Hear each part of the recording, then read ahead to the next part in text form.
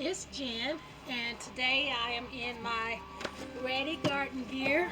Today I want to talk about some of the tools that I use around my homestead that are helpful to me to help me get things done, especially when you are a solo homesteader, which I consider myself to be.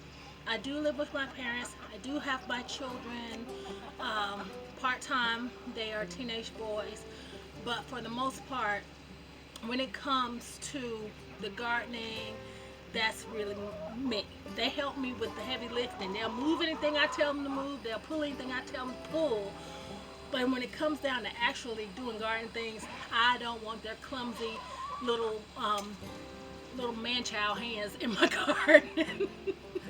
So, that being said, I have some tools that I use in my garden, on my homestead, that are not typically conventional tools. Now this one is one that's pretty conventional, and it's one of those egg aprons. It's really cheap when I got off of Temu. It is very useful. This one has 12 pockets. I have 12 chickens. So if they all lay the egg, I will be able to go and get those eggs and not have to put them in my pockets. Or I could use a basket as well, that's true, but this is hands-free. Okay, so I'm gonna go into my chicken run. Hey, Sunflower. I gotta feed my chickens first, y'all. They ain't hungry though.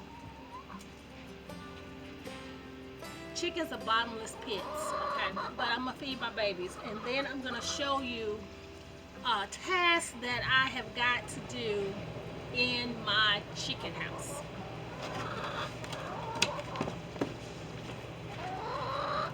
One thing that I use a lot is this folding table. I move it to wherever I'm working in the garden so that I can have a flat surface to work on things like planting, potting things up. It's just a simple card table. It's nothing fancy, and I move it all over my yard.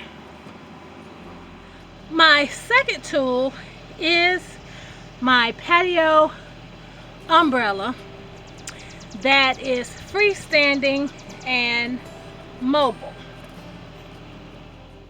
Please consider subscribing. Thank you. Umbrella has a T-footed frame, I guess. I don't know, I'm making that up. As you see, I have that big old pot of soil. That is what's anchoring it because my yard is uneven, so it will tilt and fall over. If you have a flat surface, you probably won't have to anchor it at all.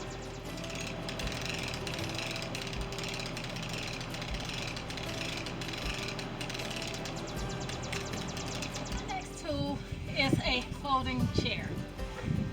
It can be any old kind of chair. It doesn't necessarily have to be a folding chair, but when working in the garden, you need some kind of chair or stool to sit down and do work. When I pruned all these tomatoes, I scooted it. Chair. I used a chair. You can use a kneeling pad, but my 51-year-old niece said they ain't going. Okay? So I use a chair. So that is my third tool. Fourth tool is this here fan. This fan is a fan that would hang in a greenhouse from the rafters. I have it propped up in one of my handy dandy chairs, and I have it blowing directly on me. See where my chair is? See where my table is? See where my shade is? I am country, yes. I like to get my hands dirty, yes. But the core of me is a delicate flower, and I need to be cool and comfortable in my yard doing endeavors. Okay, so I just want to show y'all my work setup. I got an empty pot. I got all these plants that died a death and went on to be with the Lord. And I have my little garden cart that I'm gonna dump the refuse in, and I'm gonna dump it to my compost pile. Those sticks are sticks I use, like over there, to prop up tomatoes. They're actually old slats from my boys' old bunk beds, because I reuse, repurpose, and recycle.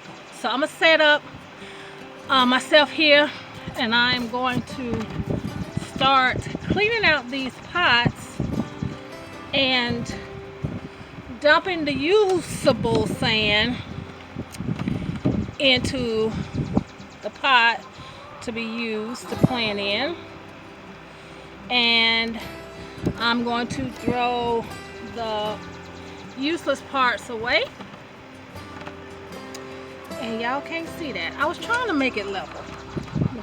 Okay, I can't. I say I can't. It's got to be tilted.